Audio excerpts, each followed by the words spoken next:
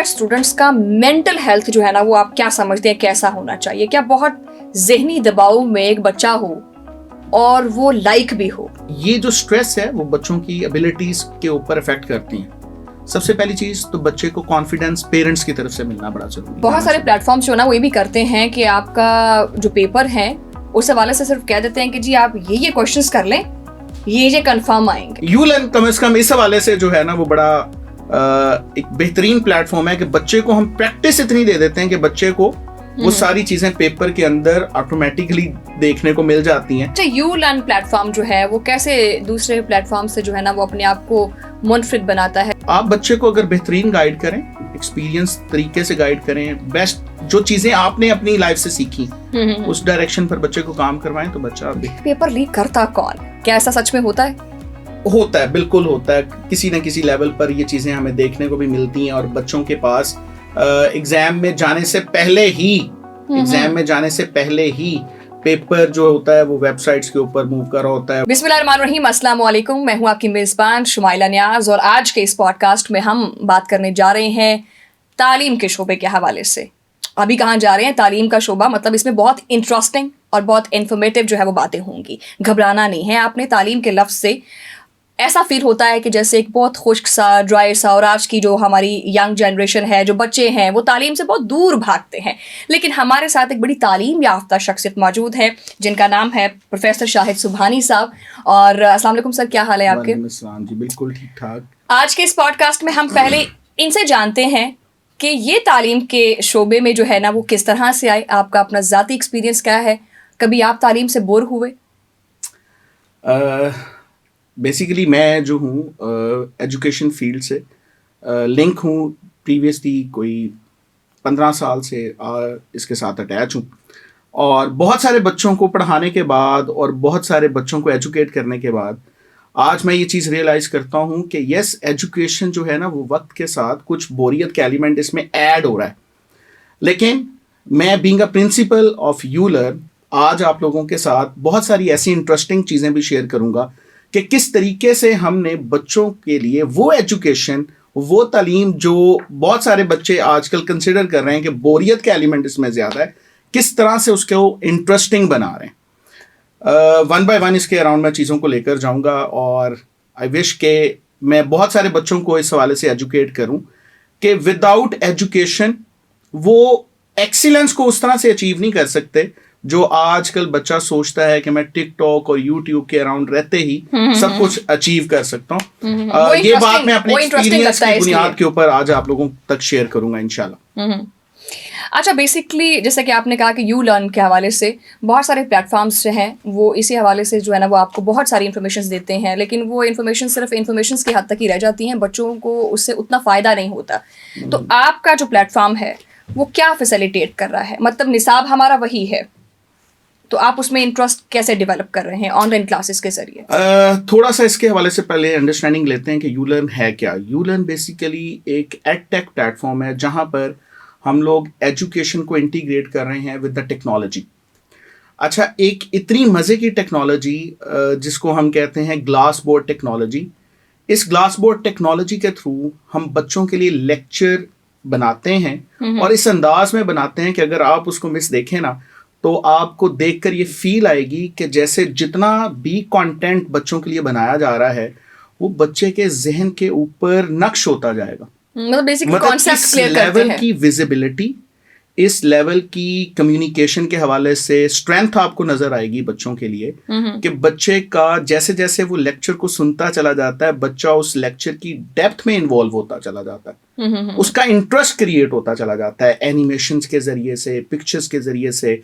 फिर सबसे इंपॉर्टेंट चीज जो टीचर की डिलीवरी उसके अंदर आपको कंटेंट के हवाले से नजर आती है वो one of the best in market. Edtech platform बहुत सारे हैं पाकिस्तान के अंदर, लेकिन जिस लेवल पर यू लर्न बच्चों को कंटेंट की डिलीवरी दे रहा है, बच्चों को स्कीम ऑफ प्लान देता है, लर्निंग ऑब्जेक्टिव्स जो हैं बच्चों को क्लियर किए जाते हैं, वो बहुत अच्छे अंदाज में हम लोग दे रहे होते हैं ताकि बच्चे उससे अपने बेस्ट नॉलेज को गेट कर सकें और इस तरह का नॉलेज गेट कर सकें जो उनको पेपर में भी और अपनी फर्दर जो एजुकेशन के हवाले से चीज़ें हैं उसको डेवलप करने में ज़्यादा हेल्प कर सकता है। बिल्कुल सही।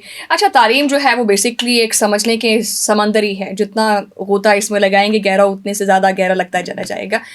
सो आप इतना लंबा सफ़र करके आते हैं, नर्सरी, प्ले ग्रुप 1, 2, 3, फिर मैट्रिक तक पहुंचते हैं, फिर FSC। अच्छा, मैं आज के पॉडकास्ट में वैसे बेसिकली आपसे जो है ना क्वेश्चंस करना चाहती हूँ MD कैट और ECAT के हवाले से। हमारे बहुत सारे नाज़रीन जो है ना वो ऐसे होंगे जिनको शायद पता भी नहीं है कि बेसिकली MD कैट और ECAT है क्या। इस पर ज़रा रोशनी डालिएगा।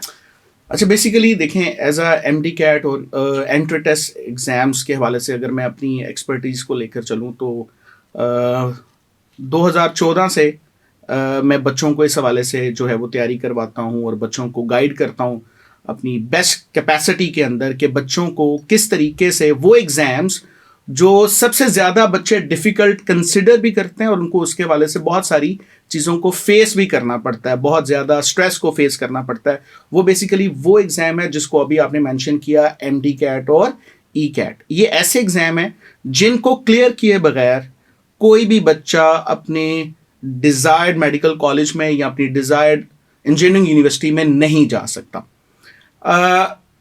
इन टेस्ट को बच्चों ने इस हवाले से देखना होता है कि उनके पास क्या क्या चीज़ें हैं जिनको अगर वो करेंगे, सबसे पहले अपनी स्ट्रेंथ और वीकनेसेस को देखना है, वो स्ट्रेंथ और वीकनेसेस जो उनके सब्जेक्ट से रिलेटेड हैं, क्योंकि इनके अंदर वो सब्जेक्ट ही चेक किए जा रहे होते हैं जो FSC के लेवल पर बच्चों ने सोचा होता है कि मैंने तो इनके अंदर से बहुत अच्छे मार्क्स ले लिए FSC लेवल के ऊपर, लेकिन अब वही सब्जेक्ट बच्चे को एंट्री टेस्ट में क्लियर करते वक्त इतनी ज्यादा डिफिकल्टी क्यों आती है।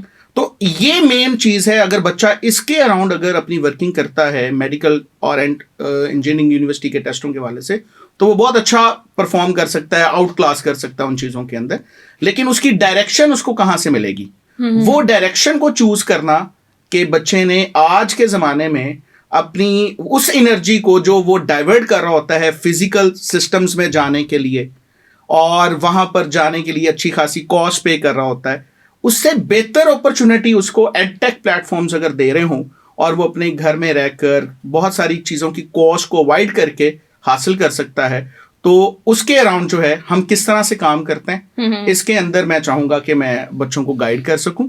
अच्छा, तो मैं इससे पहले कि मजीद क्वेश्चन की तरफ जाऊँ, मेरे माइंड में जो क्वेश्चन आ रहा था MD कैट और ECAT जो है ना वो सुनने में कि जी एक मुकाबलाबाजी के इम्तिहान है, अगर पास करेंगे तो ये आगे फर्दर हो जाएगा, नहीं करेंगे तो जो भाई बड़ी बदनामी होगी, ठीक है, ख़ानदान में बड़ी बदनामी होगी, ठीक है, और पेरेंट्स का भी बड़ा प्रेशर होता है। क्या इस तरह के एग्ज़ाम्स के लिए वालिदैन का प्रेशराइज करना या बच्चे का अपना ज़ाती इंटरेस्ट का होना बहुत ज़रूरी है? दूसरा मैं इसके साथ ही क्वेश्चन जो है ना वो पुट करना चाहती हूँ, वो ये कि जो हमारी प्रीवियस एजुकेशन होती है उसी हमारी प्रीवियस एजुकेशन के अंदर से ही ये MD कैट के इम्तिहानात बनाए जाते हैं, राइट? बिल्कुल एग्जैक्टली ऐसे। तो सर बताइएगा ज़रा इस पे। अच्छा देखें, प्रेशर के हवाले से आपने दो चीज़ें मेंशन की। एक तो फैमिली प्रेशर बिल्कुल कंसिडर करता है और बच्चा इस चीज़ को देख रहा होता है कि अगर मेरी फैमिली में मेरे फादर डॉक्टर थे, मेरे भाई डॉक्टर हैं, मुझे भी किसी ना किसी सूरत में डॉक्टर ही बनना है, क्योंकि बहू भी डॉक्टर चाहिए ना। हाँ एग्जैक्टली, सारी इन्हीं चीज़ों के अराउंड बच्चे ने सोचना होता है। अच्छा, अब इसके अंदर जो बच्चा है उसको इस सारे स्ट्रेस के अंदर रहते हुए अपनी प्रीवियस वही चीज़ें जो उसने पढ़ी हुई हैं उसके अंदर रहते हुए उसने इस रिजल्ट को जनरेट करना है MD कैट के अंदर। वो कैसे करेगा, अगेन इस पर बात जो आएगी वो बच्चा किस डायरेक्शन में काम करे। अब इसके अंदर डायरेक्शन के अंदर क्या चीज़ है, सबसे पहले तो बच्चे को एक अच्छा प्लेटफॉर्म मिल जाए, एक ऐसा प्लेटफॉर्म जो बच्चे को इस हवाले से अवेयर करे कि बेटा आपने अपनी एक स्कीम ऑफ जो स्टडी है उसको किस तरीके से अरेंज करना है। स्कीम ऑफ स्टडी को अरेंज करने के बाद उसको कौन कौन से टेस्ट और कंटेंट और डाटा बैंक के ऊपर काम करना है ताकि वही चीज़ों को वो बेहतर तरीके से जज भी कर सके जो उसने प्रीवियस पढ़ा और उसको एक नेक्स्ट लेवल पर भी लेकर जा सके, ताकि उस तरह के क्वेश्चन बैंक जो पेपर में उसको पूछे जाने हैं वो उसको बेहतर तरीके से प्रैक्टिस कर चुका हो। ठीक है, अगर उसको वो प्रैक्टिस नहीं मिलेगी तो वो कभी भी उन एंट्री टेस्ट के एग्जाम को क्लियर ही नहीं कर सकता ना। देखिए, अगर मैं एक ऐसा सवाल बच्चे को पूछ रहा हूँ जो बच्चे को एग्जाम में पूछा ही नहीं जाना, क्योंकि बहुत सारे प्लेटफॉर्म्स के ऊपर ऐसा भी इशू होता है कि वो बच्चों को ऐसे सवालों के अंदर उलझा कर रखते हैं, बच्चे को कंफ्यूज कर देते हैं, जो है बिल्कुल सही, बिल्कुल ऐसा कंफ्यूज कर देंगे कि बच्चे को ये फील होगा कि जो मैंने प्रीवियसली पढ़ा ना वो यूजलेस था, या वो उस तरह से अचीव ही नहीं कर सकता अपना रिजल्ट उसके अंदर, क्योंकि उसको आपने उस लेवल पर प्रिपेयर करवाया ही नहीं। ये बहुत जरूरी है। तो इसके अराउंड जो है मैं चाहता हूं कि बच्चों को अवेयर किया जाए कि हम बच्चों को वो डायरेक्शन तो देना कम से कम, तो फिर बच्चा उसके अंदर अपना रिजल्ट भी। अच्छा, MD-CAT में कैसे मज़ामीन है जिन पर आपको ज़्यादा फोकस करना चाहिए? अच्छा देखें, सबसे पहले तो MD-CAT है क्या? MD-CAT एक ऐसा टेस्ट है जिसको एक एग्जाम के तौर पर आप देखें तो एक ऐसा एग्जाम है जिसमें बच्चे ने मेडिकल कॉलेजेस के लिए जाना है, क्योंकि MD-CAT stands for medical and dental entrance exam है। ये एक ऐसा एग्जाम है जिसमें बच्चे की एबिलिटीज को जज किया जा रहा होता है, वो एबिलिटीज जिसको यूज करके उसने फ्यूचर में लाइफ को सेव करना है। अब इसके अंदर वही सब्जेक्ट्स हैं जो उसके FSC के हैं, लाइक बायोलॉजी है, केमिस्ट्री है, फिजिक्स है, फिर इंग्लिश, और इंग्लिश के साथ एक बड़ा इंटरेस्टिंग सा सब्जेक्ट इन्होंने रखा हुआ है जिसको लॉजिकल रीजनिंग कहते हैं। अच्छा, ये लॉजिकल रीजनिंग जो होता है ना बच्चों के लिए है तो इसका बड़ा माइनर सा पोर्शन, सिर्फ 6 क्वेश्चन है, लेकिन ये बच्चों के लिए बड़ा टफ होता है। अच्छा, इसको बच्चे ने किस तरीके से मैनेज करना है, वो सारी चीज़ें अगर बच्चा कर लेगा तो अच्छा रिजल्ट ले आएगा इन सब्जेक्ट के अराउंड, अगर नहीं कर सकेगा तो वो रिजल्ट ये बच्चे पे इतना लोड क्यों डाल रहे हैं? आपने 6 सवालों की बात की है, ठीक है। हम अक्सर अपनी फैमिलीज में देखते हैं कि कोई बच्चा MD-CAT की तैयारी कर रहा है ना, तो उसके कमरे में कोई नहीं जाता, आखिर जी वो MD-CAT की तैयारी करता है, फिर नहीं जाना उस पार से। मतलब MD-CAT को इतना मुश्किल क्यों बना दिया गया है? सवाल 6 आने हैं लेकिन किताबें उसके लिए दर्जनों पढ़नी पड़ती हैं, क्यों? अच्छा देखें, नहीं, इसमें सिर्फ लॉजिकल रीजनिंग के 6 सवाल हैं, बाकी तो ये एक ऐसा एग्जाम है जिसमें आपको बायोलॉजी को भी टेस्ट करना पड़ेगा, आपकी फिजिक्स को भी टेस्ट करना पड़ेगा, केमिस्ट्री को भी टेस्ट करना पड़ेगा, ये सिर्फ सारे सब्जेक्ट्स उसके अंदर आ जाते हैं ना। तो लेकिन पोर्शन वाइज अगर हम देखें तो हर एक पोर्शन की अपनी एक स्ट्रेंथ है जिसके ऊपर बच्चे को चेक किया जाता है, ठीक है। अगर बच्चा बायोलॉजी में बहुत अच्छा है लेकिन लॉजिकल रीजनिंग में या केमिस्ट्री में वो वीक है, तो वो कभी भी अपना रिजल्ट उस लेवल पर लेकर नहीं जा सकेगा जो उसको एंट्री टेस्ट के अंदर इस लेवल पर लेकर जाए, या उसका एग्रीगेट इतना अच्छा सा बन जाए कि वो फ्यूचर में किसी मेडिकल कॉलेज में जा रहा होगा, क्योंकि इसके अंदर बच्चे का एग्रीगेट बहुत जो है वो वैल्यू रखता है। फ्रैक्शन के लेवल के ऊपर भी बच्चे जो होते हैं ना, वो मेडिकल एग्जाम को अगर उस लेवल पर नहीं लेकर गया तो उसका रिजल्ट नहीं डेवलप हुआ तो वो डॉक्टर नहीं बन रहा होगा। प्रोफेसर साहब बिल्कुल इस टाइम जो है ना बिल्कुल प्रोफेसर साहब ही बन गए हैं, और आप यकीनन इस वक्त डर गए होंगे कि ये तो बड़ा मुश्किल इम्तिहान है और उसको पास करना बहुत ही मुश्किल है, बल्कि ऐसा नहीं है। मैं यही सवाल सर आपसे दोबारा करना चाहती हूँ, क्या समझते हैं कि MD-CAT के इम्तिहान की तैयारी के लिए कौन सा ऐसा वक्त जो है वो मौसर है? किस टाइम पीरियड के अंदर स्टूडेंट्स को जो है ना वो ज़्यादा फोकस करके, कॉन्शियस होके जो है ना वो पढ़ना चाहिए और फोकस करना चाहिए ताकि वो MD-CAT को क्लियर कर सकें? देखें, इस वक्त जो बच्चा है वो अपनी FSC के लेवल पर भी पीक पर है।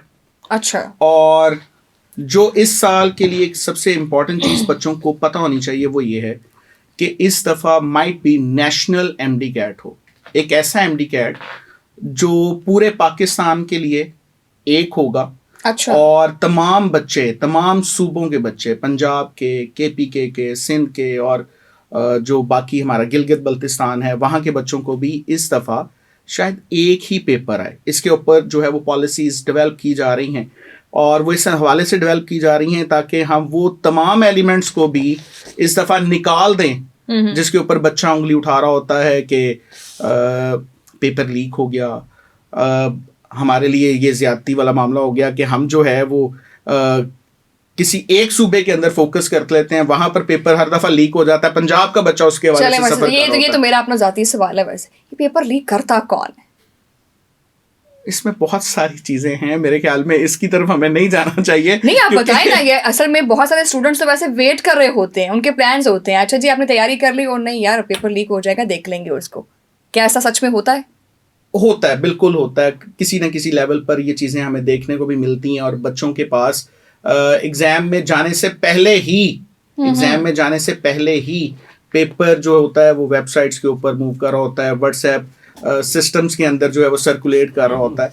लेकिन मेरे ख्याल में इस बात को अगर मैं समझूं कि बच्चों को ज़रा इसके ऊपर लेस फोकस करना चाहिए, ज़्यादा इस चीज़ के ऊपर फोकस करना चाहिए कि हम अपनी बेस्ट जो है वो परफॉर्मेंस दें, और अपने लिए बेस्ट एक्टिविटीज़ को बिफोर द एग्ज़ाम वो हम परफॉर्म करें। लाइक बच्चे को अपनी प्रेपरेशन को इस लेवल पर लेकर जाना चाहिए कि उसको इस डिस्ट्रैक्शन की तरफ जाना ही ना पड़े। लेकिन अगर ये पेपर लीक हो रहे होते हैं तो मैं समझता हूं कि इसके पीछे भी एलिमेंट किसी ना किसी सूरत में बच्चों की तरफ से भी तो आ रहा होता है ना, कि मैं किसी तरीके से पढ़े बगैर ही एग्जाम क्लियर कर लूं और मैं डॉक्टर भी बन जावा, और सारी चीजें जो है ना वो बच्चों की तरफ से भी होती हैं। अगर बच्चे की ये डिजायर ही नहीं होगी तो वो किसको बेचेंगे? देखिए ना, अगर हमारे अंदर ऑनेस्टी का लेवल इस तरह से हो तो मेरे नहीं ख्याल कि इसके ऊपर हमें जो है वो ज्यादा फोकस करना। अच्छा सर, ऐसा है कि बहुत सारे प्लेटफॉर्म्स जो ना वो ये भी करते हैं कि आपका जो पेपर है उस हवाले से सिर्फ कह देते हैं कि जी आप ये क्वेश्चंस कर लें, ये कंफर्म आएंगे। बहुत सारे प्लेटफॉर्म्स। क्या यूलर्न भी जो है ना वो ऐसे ही बच्चों को कह रहा है कि जी आप पूरा निसाब ना पढ़ें, ये कुछ क्वेश्चंस जो हैं वो हम आपको बता रहे हैं, बस ये कर लें आप पास हो जाएंगे? जी बिल्कुल ऐसा होता है। मार्केट के अंदर बहुत सारे प्लेटफॉर्म जो हैं ना वो कोई एक्सपेक्टेड पेपर के नाम से या कुछ इस तरह के अदर नेम्स यूज़ करके बच्चों को डिस्ट्रैक्ट करते हैं। लेकिन यूलर्न एक ऐसा प्लेटफॉर्म है जो ऑनेस्टी के ऊपर बिलीव करता है, और ये इस चीज़ के ऊपर हम बिलीव करते हैं कि अगर बच्चे को एक बहुत अच्छी डायरेक्शन में प्रैक्टिस मिल जाए ना तो बच्चा खुद से रिजल्ट वो अचीव कर सकता है। मैं आपको एक छोटी सी एग्जांपल देता हूँ। हम लोगों ने अभी रिसेंटली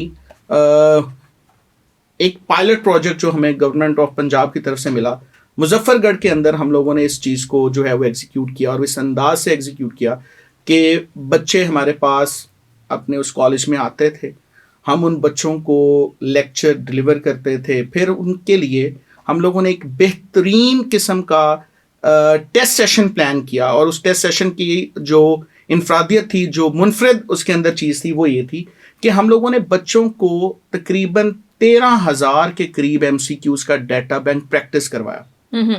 और इतना ह्यूज डाटा बैंक की प्रैक्टिस करने के बाद बच्चों ने वो तमाम तरह के एक्सपेक्टेड क्वेश्चंस ऑब्जर्व ही कर लिए। हर एक कॉन्सेप्ट को उसके अंदर हम लोगों ने टच करवा दिया बच्चे को, कि जब पेपर आया तो बच्चा हर सवाल पर देखकर, मुझे बच्चों के मैसेजेस आ रहे थे, बच्चों ने ये देखा कि सर हमने तो ये कॉन्सेप्ट के अराउंड भी MCQs परफॉर्म कर लिया था। प्रैक्टिस उनको इस लेवल की मिल चुकी थी। तो यूलर्न कम से कम इस हवाले से जो है ना वो बड़ा एक बेहतरीन प्लेटफॉर्म है कि बच्चे को हम प्रैक्टिस इतनी दे देते हैं कि बच्चे को वो सारी चीजें पेपर के अंदर ऑटोमेटिकली देखने को मिल जाती हैं जो मार्केट के अंदर दूसरे लोग क्लेम कर रहे होते हैं। अच्छा, मैं जो आपसे सवाल करना चाह रही हूँ वो ये भी है कि नॉर्मली हम जब किसी इंस्टीट्यूशन में जाके पढ़ते हैं तो वहाँ पर 6 घंटे की 8 घंटे की जो क्लासेस हैं वो लेते हैं आप, लेकिन ऑनलाइन क्लासेस के ज़रिए जो है ना वो किस तरह से बच्चे का कॉन्सेप्ट जो है वो क्लियर होता है? आप किस तरह से इंटरेक्ट करते हैं स्टूडेंट्स के साथ वाया ऑडियो और वीडियो? अच्छा देखें, इस वक्त जो हम लोग यूलर्न पे चीज़ लेकर जा रहे हैं ना वो एक पैरेलल सेशन है। पैरेलल सेशन एक ऐसा सेशन है जिसके अंदर हम बच्चे को 2 चीज़ों के ऊपर पैरेलल प्रेपरेशन की तरफ लेकर जा रहे हैं। नंबर 1, बच्चे की FSC को डिस्टर्ब किए बगैर उसकी मेडिकल की एंट्री टेस्ट के जो एग्ज़ाम की प्रेपरेशन है वो कैसे हो रही है। इस वक्त जो बच्चे हमारे साथ एनरोल्ड हैं उनको रोज़ एक सब्जेक्ट का लेक्चर मिल रहा है।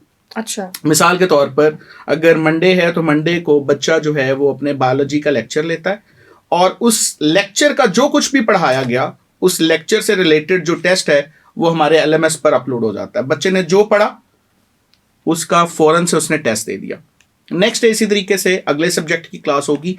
मतलब ये कि बच्चे को बर्डनाइज नहीं किया जा रहा, बच्चा अर्ली प्रेपरेशन के अंदर आ भी गया और उसकी दोनों चीज़ों को स्ट्रेंथ मिल रही है। उसकी MD-CAT को भी स्ट्रेंथ मिल रही है और उसकी FSC को भी स्ट्रेंथ मिल रही है इस सेशन के अंदर, कि हम उसको पहले सेकेंड ईयर की चीज़ें कवर करवाते हैं और रोज़ की एक क्लास बच्चे ने लेनी है। अच्छा, हर सब्जेक्ट की एक क्लास ले रहा है, और इवेंचुअली जब उसके FSC के एग्जाम करीब आ रहे होंगे तो वो अपनी सेकेंड ईयर का पोर्शन जो है ना वो हमारे साथ कवर कर चुका होगा। जो हमारा स्कीम ऑफ प्लान है वो इस तरीके से डिज़ाइन है कि बच्चे को बिफोर द FSC एग्जाम हमने उसकी सेकेंड ईयर का पोर्शन कवर करवा दिया। जब बच्चा FSC के एग्जाम देकर वापस आएगा तो हम उसको शुरू करवाएंगे फर्स्ट ईयर का पोर्शन, वो पोर्शन जो बच्चे ने 1 साल पहले पढ़ा था, उसको माइंड में रखना है। अच्छा, इस चीज को इस तरह से डिजाइन किया गया ना कि बच्चा जब आए तो अब उसको फर्स्ट ईयर वो चीज उसने साल पहले पढ़ी थी अब वो मिल रही है, अब बच्चा उसके लेक्चर्स ले रहा है। और उसको भी हम लोगों ने इस तरीके से मैनेज किया कि बच्चा जो है अब रूटीन में आना शुरू करे। जैसे अभी हम उसको बर्डनाइज इसलिए नहीं कर रहे कि उसकी FSC भी है, अभी रोज एक लेक्चर हो रहा है, लेकिन जब वो हमारे साथ वापस आएगा ना अपने एग्जाम के बाद, तो फिर अब उसको रूटीन में हर सब्जेक्ट का लेक्चर भी मिलेगा, फिर हर सब्जेक्ट के हवाले से उसको टेस्ट भी मिलेंगे, क्योंकि अब उस बच्चे के ऊपर एफएससी का जो एग्जाम प्रेशर था ना वो खत्म हो गया।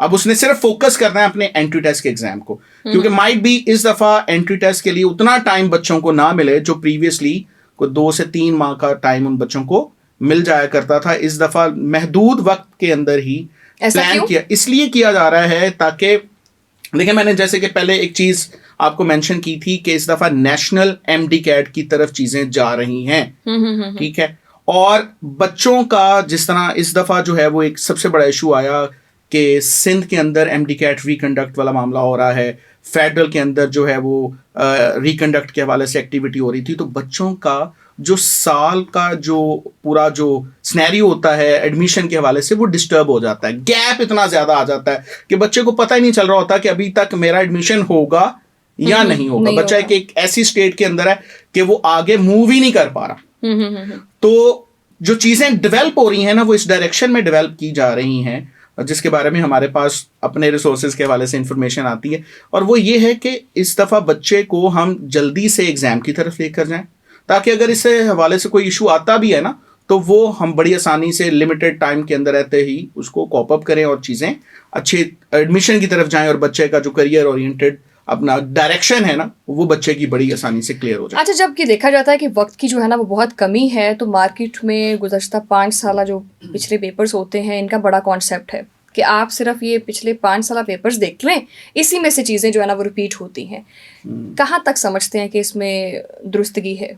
अच्छा देखें, इसके अराउंड ना मैं बच्चों को हमेशा गाइड करता हूँ कि पास्ट पेपर्स की इंपॉर्टेंस बहुत ज़्यादा है, अहमियत उसकी नो डाउट इस हवाले से ज़रूर है कि बच्चे को इंसाइट मिल जाती है कि प्रीवियस एग्ज़ाम के अंदर जो एग्जामिनर था वो किन किन कॉन्सेप्ट के अराउंड जो है ना वो एमसीक्यूज को डेवलप करता है, ठीक है। बच्चे की डायरेक्शन के लिए बहुत ज़रूरी है वो, उसको पता तो चले ना कि किस लेवल का एमसीक्यूज बनता है। इजी एमसीक्यूज एग्जामिनर के पॉइंट ऑफ व्यू से कौन सा है, मीडियम लेवल का कौन सा है, हार्ड लेवल का एमसीक्यूज कैसा होता है, तो हर तरह की उसको इनसाइट अगर इस हवाले से मिलेगी तो वो कहाँ से मिलेगी, पास्ट पेपर से मिलेगी।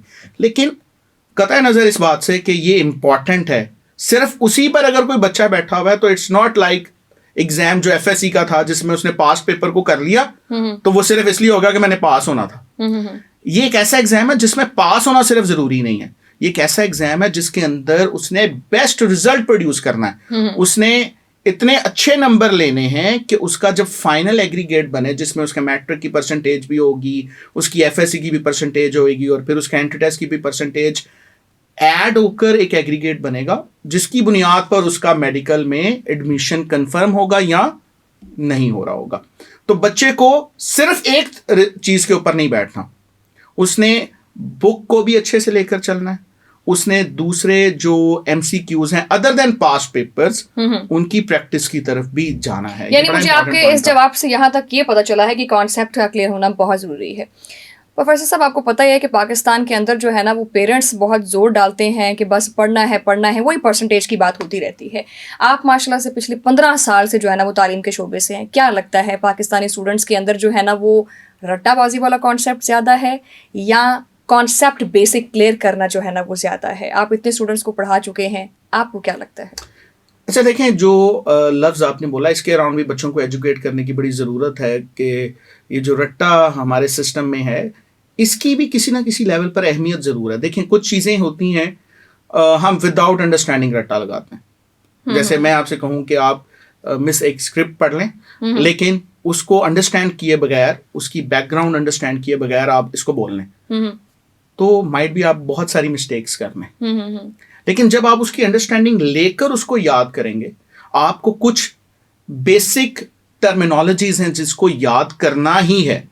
अगर आप उसको याद नहीं करेंगे, आप उसके अराउंड चीज़ों को स्टोर नहीं कर सकते अपने माइंड में, तो मेरे ख्याल में आप आगे किसी भी फील्ड में उस तरह से एलिवेट भी नहीं कर सकते। लेकिन आपको पता है पाकिस्तानी बच्चे हैं बड़े होशियार, कॉन्सेप्ट क्लियर होना हो पूरी किताब रटी होगी, कौन से पेज पे क्या लिखा है सब कुछ याद होगा। वो बच्चे जो होते हैं ना वो देखें, इसके अंदर मैं बच्चों को बड़ी अच्छी सी एग्जांपल कोड करता हूं तो उसको जरा प्लीज अंडरस्टैंड कीजिएगा। बच्चे बहुत सारे एंट्री टेस्ट के लेवल पर फेल भी इसी वजह से हो जाते हैं। जब मेडिकल के एंट्री टेस्ट के एग्जाम की बात आती है ना, तो ज्यादातर वो बच्चे जो एफएससी के इवन टॉपर्स होते हैं, मेरे एक्सपीरियंस में बहुत सारी चीजें ऐसी गुजरी जिसमें बच्चा मेडिकल के लिए एग्जाम के लिए आया और ये वो बच्चा था जिसके एफएससी में बहुत अच्छे मार्क्स थे, लेकिन एंट्री टेस्ट के एग्जाम में वो फेल हो गया। उसकी रीजन क्या थी कि जो एफएससी का एग्जाम था उसके अंदर कॉम्प्रीहेंसिव एग्जाम होता है, उसके अंदर थ्योरेटिकली चीजें आ रही होती हैं, लेकिन एंट्री टेस्ट का एग्जाम जो है वो एमसीक्यूज बेस्ड एग्जाम है, जिसके अंदर आपके नॉलेज बेस्ड एमसीक्यूज आएंगे, आपके कुछ मेमोरी बेस्ड जो है वो चेक किया जा रहा होता है, कॉन्सेप्ट के लेवल पर एमसीक्यूज आ रहे होते हैं। तो जिस बच्चे ने इन तमाम चीजों के अराउंड काम किया होगा ना, वही सिर्फ एंट्री टेस्ट के एग्जाम को क्लियर कर सकता है।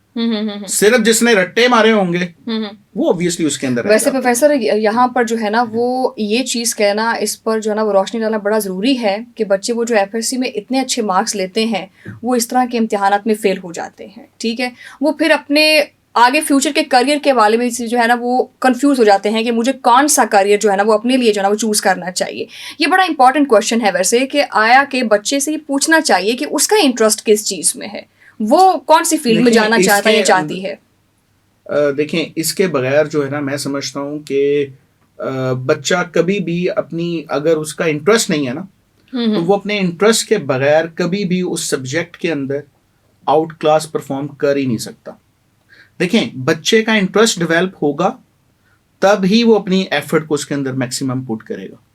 लेकिन आप मुझे बताएं कि कितने पेरेंट्स हैं जो अपने बच्चों से पूछते हैं कि बेटा आपने कौन सी फील्ड में जाना है। मेरे ख्याल में इस वक्त जो है ना बहुत सारे पेरेंट्स इस हवाले से फोकस करते हैं, माँ सवाए कुछ पेरेंट्स के जो इस हवाले से चीज़ों को अभी भी लेकर चल रहे हैं। लेकिन मेरे एक्सपीरियंस के मुताबिक जो अभी मैं देखता हूँ ना, पेरेंट्स इस हवाले से बड़े फोकस्ड होते हैं कि हम बच्चे की डायरेक्शन को खुद से भी ऑब्जर्व करें, बच्चा चाहता क्या है। देखें ना, अभी बहुत सारे बच्चे जो हैं वो माइट बी, जैसे मैं अभी आपके साथ पहले शेयर भी कर रहा था बिफोर द पॉडकास्ट कि बहुत सारे बच्चे जो हैं वो कंप्यूटर की फील्ड की तरफ जा रहे हैं, ठीक है। बहुत सारे बच्चे उन डायरेक्शंस की तरफ जाना शुरू हो गए हैं जो नेचर साइंसेस से दूर कर रही है बच्चों को। देखिए ना, ये जो मेडिकल के अंदर बच्चों का इंटरेस्ट है, ये सिर्फ कितने बच्चों का है, अब सारे बच्चों का नहीं आता। आपको दिखाई देता है कि बच्चे जो है ना वो कंप्यूटर ओरिएंटेड और इस तरह की जो फील्ड्स हैं उनकी तरफ जाना शुरू हो गए। लेकिन ये उसी वक्त हो रहा है ना जब बच्चों को पेरेंट्स अलाउ कर रहे हैं। बच्चों को इस वक्त उस तरह का प्रेशराइज नहीं किया जाता कि अगर बाप डॉक्टर था ना तो तुम ही डॉक्टर बनना है। अब माँ बाप थोड़ी सी राय जो है उसमें बच्चों का लेकर आना पसंद करते हैं, लेकिन फिर भी फैक्टर ये जरूर है, लेकिन बच्चा भी तो देखता है ना कि अगर मेरा बाप डॉक्टर है तो अच्छी बात है, लेगेसी को मैं मेंटेन करूं, मैं भी डॉक्टर बन जाऊं। लेकिन नहीं प्रोफेसर साहब, आजकल के बच्चे जो ना वो लेगेसी मेंटेन करने में फिलहाल तो बहुत पीछे हैं, क्योंकि एक बड़ा आम तासुर ये हो चुका हुआ है कि अगर आप मेडिकल की फील्ड से हों या इंजीनियरिंग की फील्ड से हों तो आजकल की जनरेशन ये सोचती है कि मुझे अपना बेटरमेंट ऑफ लाइफ के लिए कौन सी चीज़ जो है ना वो चूज़ करनी चाहिए जिसमें मुझे अच्छे पैसे आ सके। ठीक है, मैं अपनी आधी से ज़्यादा उम्र जो है वो इस फील्ड में लगा दूं और खाया पिया कुछ नहीं, गिलास थोड़ा बाहर आने वाला हिसाब हो जाए। ठीक है, बिल्कुल ठीक कह रही हैं आप, लेकिन इसमें देखें ना कुछ चीज़ों पर डायरेक्शन पेरेंट्स को देना पड़ती है, क्योंकि बहुत सारी ऐसी चीज़ें हैं जिसमें बच्चा जाने की ख्वाहिश तो रखता है, लेकिन पेरेंट्स उसकी प्रीवियस बैकग्राउंड को देखते हैं ना। जैसे मेरे पास अगर कोई बच्चा आता है कि सर मुझे करियर के हवाले से थोड़ा सा गाइड करेंगे, मैं फ्यूचर में किन सब्जेक्ट्स की तरफ जाऊं, तो मैं बच्चों से एक बड़ा बेसिक सा सवाल करता हूँ, बेटा आपका प्रीवियस रिजल्ट क्या था, आपका मैट्रिक का रिजल्ट क्या था, आपका एफएससी का रिजल्ट क्या है। अच्छा, वो बेहतरीन आपको इंसाइट देता है कि ये बच्चे के लिए फ्यूचर में आगे कौन सी फील्ड जो है ना वो बेस्ट रहेगी। देखिए, एक बच्चा ऐसा है जिसकी परसेंटेज जो मैट्रिक में है वो सिर्फ 50% है। अब मैं उस बच्चे को गाइड करना शुरू कर दूं, नहीं बेटा तुम नहीं डॉक्टर बनना है, तो मैं तो उस बच्चे के साथ गलत कर रहा हूँ ना। सही कह रहे हैं। ठीक है ना, तो ये बच्चे को किसी ना किसी लेवल पर डायरेक्शन हमारी तरफ से भी मिलनी है। बिल्कुल सही बात है। अच्छा, एक बड़ा अहम सवाल मेरे माइंड में आ रहा है कि जो मुझे सबसे पहले पूछना चाहिए था, एमडी कैट स्टूडेंट्स का मेंटल हेल्थ जो है ना वो आप क्या समझते हैं, कैसा होना चाहिए? क्या बहुत जहनी दबाव में एक बच्चा हो और वो लाइक भी हो, क्या समझते हैं कि उसका जहनी दबाव जो है वो उसके एमडी कैट के ऊपर जो है ना वो किसी किस्म का कोई तासुर डाल सकता है? देखें, कुछ बच्चे जो हैं ना इस हवाले से हमें नज़र भी आते हैं कि वो इस एमडी कैट के एग्ज़ाम को लेकर ना बहुत ज़्यादा स्ट्रेस में होते हैं। ठीक है, अच्छा, अब ये जो स्ट्रेस है वो बच्चों की एबिलिटीज़ के ऊपर अफेक्ट करती हैं। अब ये कौन सा बच्चा है जो स्ट्रेस से निकलेगा और बच्चे को स्ट्रेस से कैसे निकालना है। सबसे पहली चीज तो बच्चे को कॉन्फिडेंस पेरेंट्स की तरफ से मिलना बड़ा जरूरी है कि बेटा आप ये कर सकते हैं। ये कोई ऐसा एग्जाम नहीं है बिल्कुल सही जो आपको प्रीवियसली आपने जो पढ़ा हुआ है उससे हटकर आएगा। जब बच्चे को ये फील आ जाएगी ना कि भाई मैंने जो एग्जाम देना है वो उसी में से देना है जो मैंने पीछे से पढ़ा हुआ है, पहले एफएससी के अंदर वही बुक्स पढ़ी हुई है ना। बिल्कुल सही। सिर्फ बच्चे को अगर आप थोड़ा सा मोटिवेट करते हैं, उसको एक बेस्ट डायरेक्शन में गाइड करते हैं, तो वही बच्चा आपको जो है ना, जो स्ट्रेस में था वो आपको उस स्ट्रेस से निकलता हुआ नजर आता है। आप बच्चे को सिर्फ ये कहते रहें कि भाई ये टेस्ट बहुत मुश्किल होगा, तुम नहीं कर सकोगे। इवन मेरे पास बहुत सारे ऐसे बच्चे आते हैं जो रिपीटर्स होते हैं। अच्छा, रिपीटर्स कौन से हैं? जिन्होंने पिछले साल एग्जाम दिया लेकिन वो क्लियर नहीं कर सके।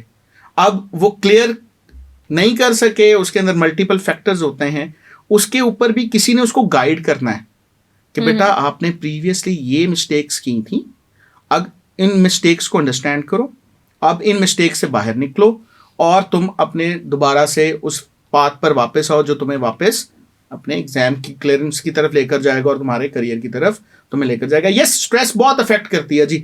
बहुत सारे बच्चे आपको आपके इर्द गिर्द नजर आते हैं जो स्ट्रेस को लेकर बहुत सारी ऐसी चीजें भी कर लेते हैं जो इसमें ये भी चीज है कि नॉर्मली एमटी कैट और सीएसएस भी करने वाले जो इस तरह के इम्तिहानात जो है ना, वो जिन्होंने पेपर्स देने होते हैं, उन स्टूडेंट्स को ना बिल्कुल अलग कर दिया जाता है। मतलब वो बखरी दुनिया में बच्चों को अलग नहीं कर दिया जाता, खुद से भी कुछ बच्चे जो होते हैं। मैं ये चीज मुझे पूछना चाहिए थी, क्या अकेले स्टडी करना ज्यादा मौसर होता है या आप ग्रुप्स की शक्ल में स्टडी करें तो वो ज्यादा आपको लाइवली लगता है और ज्यादा आप अच्छे तरीके से फोकस कर सकते हैं अपनी स्टडी के ऊपर? देखिए, ग्रुप स्टडी जो होती है ना वो हमेशा बड़ी इफेक्टिव होती है क्योंकि उसमें नॉलेज शेयर होता है। उसके अंदर आप बच्चों को देखती हैं कि बच्चे ने अगर एक ने एक चीज सीख ली है ना, तो जब वो बड़े कॉन्फिडेंस के साथ शेयर भी करना पसंद करते हैं ना बच्चे। चला यार मैं तुम्हें बताता हूँ कि ये चीज जो मैंने पढ़ी थी ना, तुम्हें इसके अराउंड चीजें नहीं आती, चलो हम इसको डिस्कस करते हैं। तो बच्चे जब आपस में शेयर करते हैं ना, तो उस नॉलेज शेयरिंग से बच्चे को चीजें याद भी रहती हैं और बच्चे उसके अंदर से अपना बेस्ट प्रोड्यूस करते हैं। अकेले पढ़ने वाले बच्चे जो होते हैं ना, वो ओवर थिंकिंग का शिकार हो जाते हैं। ठीक है, उनका कॉन्फिडेंस आपको उस लेवल पर कभी नजर नहीं आता जो ग्रुप स्टडी के अंदर बच्चों को करने में आप देखते हैं वो बच्चे ज्यादा अच्छे से परफॉर्म करते हैं। तो मैं हमेशा सजेस्ट करता होता हूँ, इवन हम लोगों ने जितने भी बच्चे हमारे पास एनरोल होते हैं ना, उनका भी एक स्पेसिफिक ग्रुप बनाया होता है और मैं उसमें बच्चों को एनकरेज कर रहा होता हूँ कि बेटा अपने व्हाट्सएप ग्रुप के अंदर जरा अलाइव रहो, बच्चों अपने मेंटली भी आप एक्टिव रहते हैं, फिर क्वेश्चन शेयर करो, एक दूसरे के साथ डिस्कशन करो, वो ज्यादा बेहतर तरीके से आपको जो है ना वो सिखाती भी है। अच्छा, कुछ हमारे बच्चे ना ओवर क्लेवर भी होते हैं, फनकार बच्चे भी होते हैं ना हमारे, वो जो ये समझते हैं कि अच्छा एमडी कैट का हम ध्यान कर लेंगे, 2 महीने पहले पढ़ेंगे, आराम से उनसे पेपर क्लियर हो जाएगा। क्या लगता है कितना टाइम फ्रेम जो है ना ऐसा होना चाहिए कि आपको कितने मंथ पहले जो है वो एमडी कैट की तैयारी करनी चाहिए? 1 दिन पहले भी शुरू करेंगे तो भी पास कर लेंगे या 6 महीने पहले पढ़ेंगे तो भी पास कर लेंगे? क्या समझते हैं कि टाइम फ्रेम कैसा होना चाहिए? मैडम, आपका ये बड़ा अच्छा क्वेश्चन इस हवाले से है कि बच्चे को ये चीज डिफाइन करनी है कि उसने कब एंट्री टेस्ट के एग्जाम की प्रिपरेशन को शुरू करना है। क्योंकि बहुत सारे बच्चे जो है ना इस वक्त इन चीजों को लेकर बैठे हुए हैं कि भाई मैं जब अपनी एफएससी के एग्जाम कर लूंगा ना फिर मेडिकल एंट्री टेस्ट के एग्जाम की तरफ जाऊंगा तैयारी के लिए, लेकिन वो राइट टाइम नहीं होगा। अच्छा, क्योंकि उस वक्त वो बर्डनाइज ज्यादा फील करेगा। टाइम जो हो गया ना, उसकी ड्यूरेशन उसको अलाउ ही नहीं करेगी कि वो उतने लेवल की प्रैक्टिस की तरफ जा सके। जो बच्चा अभी से इन चीजों के अराउंड काम करना शुरू करेगा, उसकी जो कॉन्फिडेंस उसको मिल रहा होगा, जिस लेवल पर वो लर्निंग ले रहा होगा, वो पॉसिबल नहीं है उस बच्चे के लिए जो एफएससी के एग्जाम के बाद आएगा। तो ये वो राइट टाइम है। जिस बच्चे ने जिस भी प्लेटफॉर्म के थ्रू तैयारी करनी है उसके ऊपर वो जाए और उसके साथ जुड़ जाए और डिसिप्लिन होकर जुड़े। ये बड़ी इंपॉर्टेंट चीज है। बच्चा अगर एक दिन अच्छे से पढ़ रहा है, एक दिन अच्छे से क्लासेस ले रहा है, टेस्ट दे रहा है, अगले दिन फिर वो उस चीजों को मिस कर रहा है, तो ये कभी भी उस बच्चे को वो कॉन्फिडेंस भी नहीं देगी और वो कॉन्फिडेंस अगर नहीं है तो वो कभी भी अच्छा परफॉर्म भी नहीं कर सकता। प्रोफेसर साहब वो कहते हैं ना कि you are what you read, you are what you eat. ठीक हो गया? क्या एमडी कैट्स के इम्तिहानात देने वाले बच्चों की खुराक का जो है कितना ख्याल रखना चाहिए? क्योंकि हमारे यहाँ ये समझा जाता है कि जी अगर इसने पढ़ाई करनी है इसको बादाम खिला दो, ठीक है, अखरोट खिला दो इसको, ठीक है। खुराक का बेहतर होना तालीम पे कितना इफेक्ट करता है?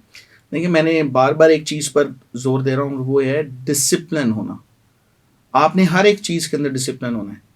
आप पढ़ाई के हवाले से चीज़ों को देख रहे हैं, उसके अराउंड भी आपने डिसिप्लिन होना है। देखिए, कोई मोटिवेट आपको ना 1 दिन कर सकता है, 2 दिन कर सकता है, लेकिन जो डिसिप्लिन लोग होते हैं ना, चाहे वो खुराक खाने में हो, जैसे अगर मैं प्रोटीन पर आया हूं तो मैं प्रोटीन ही खाता चला जाऊं, अगर मैं नट्स की तरफ आया हूं तो मैं नट्स की तरफ आता हूं, ये डिसिप्लिन नहीं है। बैलेंस डाइट खाना, एक ऐसी खुराक खाना जो जंक फूड से हटकर हो, अच्छी खुराक हो। जिस स्टूडेंट ने सुबह सुबह 2 पराठे खाने, चाय पीनी, उसको किताब खोलते साथ नींद आ जानी, उसने करना क्या है फिर? जी एग्जैक्टली ना, देखें ना, इसके अंदर फिर वही बात है कि आप जो खा रहे हैं ना, वो आपकी बॉडी पर नजर भी आ रहा होता है कि आपने वो क्या खाया हुआ है, ठीक है। वो माइंड भी उसी तरह के हवाले से आपकी चीज़ों को लेकर आ रहा होता है। तो अच्छी खुराक खाना, अच्छी डिसिप्लिन तरीके से एक्टिविटीज़ में इन्वॉल्व होना, दोस्तों के साथ बैठना, उनके साथ चीज़ों को शेयर करना, एंजॉय करना, ये बच्चे को एनर्जी देता है, और एक ऐसी एनर्जी देता है जो उसको बहुत अच्छे से परफॉर्म करने में हेल्प भी करती है।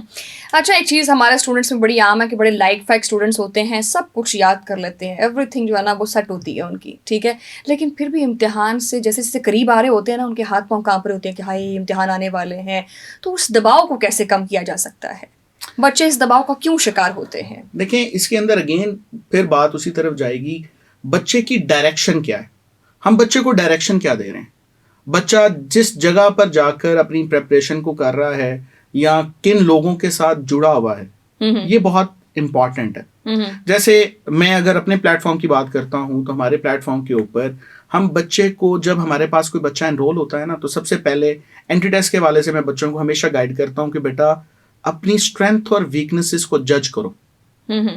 जो बच्चा अर्ली से अपनी स्ट्रेंथ और वीकनेसेस को जज कर लेता है, फिर वो उसके अराउंड काम करना है उसने। उसको काम करवाने के लिए आपको जो चीज़ मिलेगी, वो इस प्लेटफॉर्म से क्या मिलेगी, आपको एक्सपीरियंस फैकल्टी मिलेगी। वो एक्सपीरियंस फैकल्टी जो हर अपने सब्जेक्ट के अंदर रहते हुए अगर आप उनसे बात करें तो वो आपको बेहतरीन गाइड करेंगे। जैसे मैं अगर केमिस्ट्री की बात करता हूँ, तो केमिस्ट्री के हवाले से हमारे पास जो टीचर अवेलेबल होंगे, वो बच्चे को केमिस्ट्री के सब्जेक्ट के हवाले से वो तमाम चीज़ें गाइड करते हैं जो इवेंचुअली बच्चे ने जाकर पेपर में गलत करनी है। तो जब बच्चे को वो सारी चीजें पहले मिल जाएंगी तो बच्चा उस पर काम कर लेगा। क्या मिलेगा उससे? कॉन्फिडेंस मिलेगा। बच्चा राइट पाथ पर आ गया, ठीक है। बच्चा जब राइट पाथ पर आ गया तो उसको ऑटोमेटिकली वो चीजें वो करेगा जो उसको एग्जाम के अंदर अच्छा रिजल्ट लेकर आने की तरफ लेकर जाएगी। लेकिन फिर उस्ताद और शागिर्द के दरमियान जो है ना, वो एक रिलेशन जो होता है वो कितना लाइवली होना चाहिए? बहुत सारे स्टूडेंट्स तो जो है ना वो सलाम करते घबरा रहे होते हैं उस्ताद को कि हाय उस्ताद जी गुजरने वाले हैं। तो क्वेश्चंस करने के लिए, पूछताछ के लिए जो है ना, वो किस तरह का एक आपका रिलेशन होना चाहिए स्टूडेंट का और टीचर का जो है? मेरे ख्याल पे ना कम्युनिकेशन गैप जो होती है ना, ये बच्चों के लिए बड़ी प्रॉब्लमेटिक चीज़ होती है। टीचर्स को हर जगह पर मैं समझता हूँ ऐसा होना चाहिए कि बच्चों को आप कॉन्फिडेंस दें क्वेश्चन करने का। बच्चा आपसे डरे नहीं, आपके साथ बात करे, ठीक है। जब बच्चा आपके साथ बात करेगा, अपने टीचर के साथ वो फ्रेंडली होएगा, तो ऑब्वियसली वो हर तरह की अपनी प्रॉब्लम को शेयर करेगा। देखें, जैसे जैसे बच्चा इस लेवल पर आता है ना, तो उसकी मल्टीपल प्रॉब्लम्स होती हैं। कभी वो सब्जेक्ट ओरिएंटेड होती हैं, कभी वो लाइफ से रिलेटेड होती हैं। तो टीचर को एज अ मेंटोर एक ऐसी शफीक शख्सियत होना चाहिए जिसके ऊपर बच्चा कॉन्फिडेंस के साथ उससे बात कर सके, वो अपनी चीज़ों को शेयर कर सके। तो मैं being a teacher, being a father, भी ये चीज़ हमेशा फोकस में रखता होता हूँ कि ये चीज़ें हम अपने प्लेटफॉर्म से या मेरी लाइफ से भी बच्चे को मिले और बच्चा मेरे साथ बड़ा फ्रेंडली होकर बात कर सके। और मैं इस हवाले से कभी कभी फील करता हूँ कि बच्चे मेरे साथ जुड़ जाते हैं, बच्चे मेरे साथ बात करते हैं, तो मुझे बड़ा अच्छा लगता है। कभी कभार रात ये भी मैसेज आ रहे होते हैं और मैं उनको रिस्पॉन्स कर रहा होता हूँ, सिर्फ ये चीज़ रियलाइज करवाने के लिए कि यस मैं आपके साथ मैं हूं ना, वो वाला बिल्कुल हिसाब से। अच्छा, यू लर्न प्लेटफॉर्म जो है वो कैसे दूसरे प्लेटफॉर्म से जो है ना वो अपने आप को मुनफरिद बनाता है? कोई मुनफरिद सा तजुर्बा, कोई ऐसी चीज़ जो आपके माइंड में आ रही हो जो आपको दूसरों से अलग बनाती है, तो शेयर कीजिएगा हमारे नाज़रीन के साथ। देखें, बहुत सारे एडटेक प्लेटफॉर्म इस वक्त पाकिस्तान में काम कर रहे हैं और मैं समझता हूँ कि सब ही अपनी अपनी जगह पर बड़ा अच्छा परफॉर्म कर रहे हैं। कोई ऐसा वाकया जो आपके माइंड में हो? देखें, मैं आपके साथ जो बेस्ट चीज़ अपनी शेयर कर सकता हूँ ना as a edtech platform representative, तो यहाँ पर जो अभी हमारा एक्सपीरियंस हुआ मुजफ्फरगढ़ के अंदर। अच्छा। मुजफ्फरगढ़ के अंदर हमें एक पायलट प्रोजेक्ट मिला, जैसे कि मैंने आपको अर्ली भी बताया। तो वहाँ पर बहुत सारे बच्चे ऐसे थे जो बहुत सारी चीज़ों से जो थे ना अवेयर नहीं थे। उनको नहीं पता था कि एंट्री टेस्ट होता कैसे है। उनको नहीं पता था कि एंट्री टेस्ट के अंदर हमने हर सब्जेक्ट के ऊपर किस तरीके से प्रिपरेशन करनी है। तो सबसे पहले जब हम उनके साथ जुड़े तो हम लोगों ने जो अपना व्हाट्सएप ग्रुप बनाया, तो उस व्हाट्सएप ग्रुप के अंदर मुझे सबसे पहले बच्चों का मैसेज क्या आ रहा है, सर क्या हम एमडी कैट क्लियर कर सकते हैं। अब ये बच्चे का जब सवाल मेरे पास आया ना, तो बिलीव मी, एक तो सबसे पहले मुझे एनर्जी भी मिली कि ये बच्चा मेरे साथ इस लेवल पर जब बात कर रहा है तो इसका मतलब वो मेरे साथ अपनी प्रॉब्लम शेयर करने को राजी है। ठीक है, बच्चे को रियलाइज आपने करवाया। तो अब मैंने उस बच्चे को गाइड किया कि बेटा यस तुम कर सकते हो। ठीक है, हसन बख्तियार था उस बच्चे का नाम, और आप बिलीव करें वो बाद में हमारा टॉपर भी था। 194 मार्क्स थे आउट ऑफ 200 उस बच्चे के। अच्छा, बड़ा शर्मीला सा शाय सा बच्चा था। अच्छा, जब एक दफ़ा उसके साथ इंटरेक्शन हुई और फिर मेरा जाकर उसके साथ मुजफ्फरगढ़ में मीटअप हुआ, तो मेरे पास बैठा है, सर मुझे बताएं मैंने किस तरीके से प्रिपरेशन करनी है। हमने उसको प्रॉपरली अपना SOS दिया, एक प्रॉपर स्कीम ऑफ स्टडी उसको बताई। उसको बताया कि बेटा इस डायरेक्शन पर तुम काम करते रहो हमारे साथ जुड़कर, इंशाल्लाह तुम विनर हो। आप बच्चे को जब ये रियलाइज करवाते हैं ना, बच्चे को कॉन्फिडेंस मिलता है। ठीक है, अच्छा, फिर बच्चे को हमने टेस्ट सेशन के अंदर बेस्ट गाइड किया। मैं आपको इनफरादियत बता रहा हूं कि दूसरे एडटेक प्लेटफॉर्म्स के साथ हमारा क्या डिफरेंस है। हमारे साथ जितने भी एज अ फैकल्टी मेंबर लोग जुड़े हुए हैं वो वेल एक्सपीरियंस्ड है। मार्केट में आपको किसी भी और एडटेक प्लेटफॉर्म के ऊपर इस तरह की एक्सपीरियंस फैकल्टी नहीं मिलेगी। जिन बच्चों को हमने गाइड किया वो इस डायरेक्शन में थी कि बच्चे को अपने सब्जेक्ट के अंदर स्ट्रेंथ मिली। उस स्ट्रेंथ को बच्चे ने पेपर में जाकर परफॉर्म किया, और इवेंचुअली वही हसन बख्तियार जो मेरे पास को 3 महीने पहले पूछ रहा था कि सर क्या मैं एमडी कैट क्लियर कर सकता हूँ, वो टॉपर बना उस बच्चों में से। तो आप बच्चे को अगर बेहतरीन गाइड करें, एक्सपीरियंस तरीके से गाइड करें, बेस्ट जो चीजें आपने अपनी लाइफ से सीखी उस डायरेक्शन पर बच्चे को काम करवाएं, तो बच्चा बेहतरीन। अच्छा, एक चीज के एमडी कैट से बहुत सारे लोग जो है ना, बहुत सारे स्टूडेंट्स जो है ना, वो अंग्रेजी जुबान की वजह से बड़ा घबरा जाते हैं। अंग्रेजी जुबान पर किस हद तक दस्तरस जो है ना वो आपकी होनी चाहिए अगर आपने एमडी कैट उसके अंदर जो है ना, एमडी कैट के अंदर इंग्लिश एक एज अ सब्जेक्ट भी है ना, उसमें सबसे ज्यादा बड़ी प्रॉब्लम बच्चों को बहुत सारे स्टूडेंट्स अंग्रेजी से भी डर जाते हैं ना, वोकैबुलरी के हवाले से इशू आता है। तो उसके ऊपर अच्छे से अगर बच्चा काम कर रहा है और उसकी FSE लेवल पर भी काफी हद तक टीचर उसके अराउंड काम कर चुके होते हैं, तो एमडी कैट के अंदर उसने उन्हीं चीजों को याद करना है जो टीचर उसको गाइड करता है। क्योंकि ये एक MCQs बेस्ड एग्जाम है, उसके अंदर जो चीजें पूछी जानी होती हैं, अब वो बड़ी स्पेसिफिक एक नंबर्स मिल जाता है बच्चे को वोकैबुलरी के हवाले से, बच्चे ने उसी को याद करना है, उसी के ऊपर अपनी ग्रिप को स्ट्रॉन्ग करना है, और इवेंचुअली उसके अंदर वो परफॉर्म कर सकता है। क्योंकि इसके अंदर कोई आपने ऐसे राइटिंग नहीं करनी, कोई ऐसी चीज नहीं करनी जिसके ऊपर उसको बड़ी स्ट्रेंथ की जरूरत है। उसको एक स्पेसिफिक एरिया के अंदर काम करना है, जो उसको टीचर गाइड करते हैं, उसने अपनी उन वोकैब के ऊपर या जो उसकी बेसिक स्ट्रेंथ है इंग्लिश के सब्जेक्ट के वाले से, उसी पर काम करना है। अच्छा प्रोफेसर साहब, इस वक्त जो है ना वो मुआशरा हार्ड वर्किंग से निकल कर स्मार्ट वर्किंग की तरफ जा रहा है। ठीक है, मतलब लाइक 8 से 10 साल पहले आपकी लाइफ कुछ और थी। ठीक है, 10 साल के बाद जो है वो डिजिटल दौर आ चुका हुआ है। लोग जो है ना बहुत सारे जो है ना वो वक्त को बचा कर मुख्तसर से वक्त में बहुत कुछ करना चाहते हैं। ठीक है, सो बहुत सारे स्टूडेंट्स जो ऐसे हैं जो हार्ड वर्क नहीं करना चाहते, वो स्मार्ट वर्क करना चाहते हैं, जस्ट लाइक AI हो गया। ठीक है, इस तरह की चीज़ें हो गई, या कोई डिजिटल प्लेटफॉर्म जो है ना वहाँ पर जाकर वो कहते हैं कि बस मैं अपना करियर सेटल कर लूँ। ठीक है, आपको अभी राइट नाउ क्या लगता है स्टूडेंट्स का रेशो जो रुझान है परसेंटेज के हिसाब से देखा जाए तो कितने स्टूडेंट्स जो हैं वो इस वक्त वाकई में तालीम की तरफ फोकस कर रहे हैं? देखिए मिस, इसके अंदर देखिए ना, यहीं पर तो एडटेक प्लेटफॉर्म बच्चे को हेल्प कर सकते हैं। देखिए स्मार्ट वर्क अगर हम इसके अंदर देखें तो ये इटसेल्फ एक स्मार्ट वर्क है कि बच्चे की वो तमाम फिजिकल जो एक्टिविटीज हैं, टाइम की बचत के हवाले से बच्चा जो है ना वो अब देख रहा है इस चीज़ को कि भाई मुझे कन्वेंस मैनेज करनी पड़ती थी, एक एक ऐसा बच्चा जो डेवलप एरिया के अंदर है और एक बच्चा ऐसा जो अंडर डेवलप एरियाज के अंदर रहते हैं, उन दोनों के अंदर आपको ये बेसिक डिफरेंस नजर आता है। पहले दूर दराज के इलाकों से बच्चे जो हैं वो उन शहरों की तरफ आते थे जहां पर फेमस ब्रांड्स बैठे होते थे एमडी कैट के हवाले से तैयारी के लिए। अब बच्चे को उसकी तरफ जाने की जरूरत उनका नहीं। कारोबार बंद करा दिया आपने वैसे। किसी हद तक मेरे ख्याल में उनको काफी ज्यादा इस चीज ने इफेक्ट किया है कि अब वो बच्चा आना बंद हो गया उन जगहों से, क्योंकि वो अपने घर के अंदर रहते हुए इन डिजिटल प्लेटफॉर्म्स के थ्रू जो है वो बेस्ट अपनी जो है ना वो प्रेपरेशन को कंडक्ट कर रहा है। और बिलीव मी, बेस्ट प्रेपरेशन इस हवाले से है कि बहुत सारे एडटेक प्लेटफॉर्म, जिसके अंदर हमारा एडटेक प्लेटफॉर्म भी काम कर रहा है और बाकी भी बहुत अच्छा काम कर रहे हैं, इसका मकसद सिर्फ ये है कि हम बच्चों को अवेयर करें। ठीक है, बच्चों को अवेयरनेस मिले, बच्चों को अपनी एक बेहतरीन एजुकेशन उनके घर की डोमेन के अंदर मिल जाए, उनको वो तमाम एक्टिविटी से दूर कर दिया जाए जो उनका वक्त जाया करती थी। उनके जो है वो एक माशी तौर पर भी एक बोझ है ना पेरेंट्स के ऊपर कि बच्चों को कन्वेंस के लिए लहदा से मैनेज करना पड़ता है और अपनी पढ़ाई के लिए लहदा से मैनेज करना पड़ता है। तो इन चीज़ों से जब बच्चा कट होकर फोकस करेगा अपनी सिर्फ एजुकेशन के ऊपर, तो यही तो स्मार्ट वर्क है। और स्मार्ट वर्क क्या होगा एजुकेशन के हवाले से, मेरे ख्याल में ये एक बेस्ट चीज़ है। वो स्टूडेंट्स जो बेचारे एमडी कैट की तैयारी करते हैं, इम्तिहान देते हैं लेकिन पास नहीं होते, उनका क्या करना है? मतलब लाइक फिर उनके लिए ऐसे कौन से रास्ते हैं जिनको चूज करना चाहिए उन्हें? वो मायूस नहीं होना चाहिए ऑब्वियसली अगर वो किसी वजह से इम्तिहान पास नहीं कर पाते तो। देखें, फेलियर जो होता है ना, मैं समझता हूँ कि फेलियर इंसान को ये रियलाइजेशन भी देता है कि यस, ये हो सकता है आपके साथ।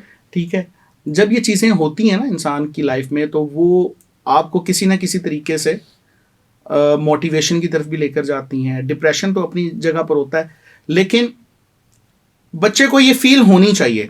आजकल ना हम बच्चों को ये भी सिखाते हैं कि नहीं, तुम फेल नहीं हो सकते, लेकिन ये फेलियर की जो है ना चीज़ बच्चे को मिलना और उससे बाहर निकलना, इसके अंदर जो है ना वो हमारे बड़ों का रोल आता है, जहाँ पर टीचर्स हैं, जहाँ पर पेरेंट्स हैं, कि बेटा फेलियर भी एक पार्ट ऑफ लाइफ है। जिंदगी में एक एग्जाम के अंदर फेल हुए हो, जिंदगी के अंदर बहुत सारी चीजों में आगे जाकर और भी फेल हो सकते हो। कारोबार तुमने शुरू तो किया, उनके लिए ऐसी कौन सी फील्ड्स हैं जिसकी तरफ उन्हें जाना चाहिए अगर वो क्लियर नहीं कर पाते तो? अगर बच्चा मेडिकल एंट्री टेस्ट एग्जाम के अंदर क्लियर नहीं कर पाता, तो पहले तो मैं कहूंगा कि उसको कोशिश अपनी पूरी करनी चाहिए कि वो उस चीज के ऊपर काम करे। लेकिन बहुत सारी अदर फील्ड्स भी हैं, जैसे अलाइड हेल्थ साइंसेज के ऊपर बच्चा जा सकता है। फिर बच्चे को अपना इंटरेस्ट देखना है कि मेरा इंटरेस्ट अगर मेडिकल फील्ड से रिलेटेड नहीं है, अब कोई और फील्ड है, कंप्यूटर साइंसेज है या अदर चीज़ें हैं, तो उसके ऊपर एक बहुत ज़्यादा हम किसी मेरे ख्याल में करियर काउंसलिंग के हवाले से अलहदा बात भी कर सकते हैं। लेकिन ये एक ऐसी चीज़ है जहाँ पर बच्चे को फोकस इस हवाले से करना है कि अगर मेरा ये एग्ज़ाम नहीं होता, मैं डॉक्टरी की तरफ नहीं जा सकता, तो अदर फील्ड्स मेडिकल से रिलेटेड कौन सी हैं? अलाइड हेल्थ साइंसेज हैं, जिसके अंदर बीएस नर्सिंग होती है, फिजियोथेरेपी होती है, फिर कार्डिक परफ्यूजन है, और बहुत सारी फील्ड्स हैं जिसकी तरफ बच्चा जा सकता है। अच्छा, वालिदैन को जो है ना, वालिदैन का किरदार इन स्टूडेंट्स के लिए कितना अहम होता है और आप वालिदैन को क्या मशवरा देना चाहते हैं? देखें जी, पेरेंट्स का सबसे अहम रोल तो ये होता है कि पहले जो बच्चे के लिए सबसे पहले मेंटोर्स है ना, मेरे ख्याल में उनके पेरेंट्स होते हैं। बच्चा अपने पेरेंट्स को देखता है, ठीक है, पेरेंट्स ने ही बच्चों को कॉन्फिडेंस देना है। बच्चे को जो डायरेक्शन मिलनी है वो पेरेंट्स की तरफ से मिलती है। पेरेंट्स का बड़ा पॉजिटिव रोल होता है लाइफ के अंदर। बच्चे को आपने डिप्रेशन के अंदर भेजना है, पेरेंट्स भेजेंगे, ठीक है, क्योंकि देखें तो के साथ तो बच्चा बड़ा महदूद वक्त के साथ जुड़ता है ना। मेरे पास अगर बच्चा कोई आ रहा है तो वो 1-2 घंटे के लिए आ रहा है, ज्यादा तो वो अपने पेरेंट्स के साथ जुड़ा हुआ है। तो ये अलाउ करना कि बच्चा एक्सप्रेसिव हो, बच्चा अपने माँ बाप के साथ बेहतरीन तरीके से बात कर सके, ये रिलेशनशिप जो है ना वो बच्चे का अपने माँ बाप के साथ होना जरूरी है, स्पेशली फादर के साथ और इनके साथ, ताकि बच्चा जो है ना अपनी बातें खुलकर बाप से कर सके या माँ से कर सके कि मैं इस फील्ड में जाना चाहता हूँ, ये उसकी पॉजिटिव चीज़ें हैं, ये उसकी नेगेटिव चीज़ें हैं, उनको मिल बैठकर खंगालें और फिर उसके ऊपर जो है ना वो वर्किंग की तरफ जाए और बच्चा ताकि डिप्रेशन से बच सके। वैसे सर, वैसे मैं जानना चाहती हूँ कि मतलब लाइक एमडी कैट कितना मुश्किल है? किसी ज़माने में मुझे बहुत शौक था एमडी कैट करने का, करवा देंगे तैयारी? जी बिल्कुल करवा देंगे जी आपको तैयारी, और मेरे ख्याल में बेस्ट करवा देंगे, और आपको डॉक्टर भी बना देंगे। मुझे गारंटी देते हैं आप कि मुझे पास करवा देंगे अच्छी परसेंटेज के मैं साथ? आपको डायरेक्शन जरूर दे दूंगा, लेकिन गारंटी आपने भी मुझे देनी है एक चीज की, कि आप भी मेरे साथ एक डिसिप्लिन तरीके के साथ जुड़ेंगी, और फिर आप डॉक्टर भी बन जाएंगे। कुछ कुछ इदारे तो जो है ना वो बेसिकली आपको इस बात की भी गारंटी दे रहे होते हैं, हम इम्तिहान भी पास कराएंगे, ये भी गारंटी है, और जॉब भी दिलवाएंगे, ये भी गारंटी। खैर, इसी के साथ ही जो है ना वो पॉडकास्ट को यहीं पर ख़त्म करते हैं। बहुत शुक्रिया शाहिद साहब, आपने वक्त दिया हमें और इतनी सारी इन्फॉर्मेशन दी इस हवाले से। आपसे मुलाकात होगी किसी अगले पॉडकास्ट में, तब तक के लिए अल्लाह हाफिज़।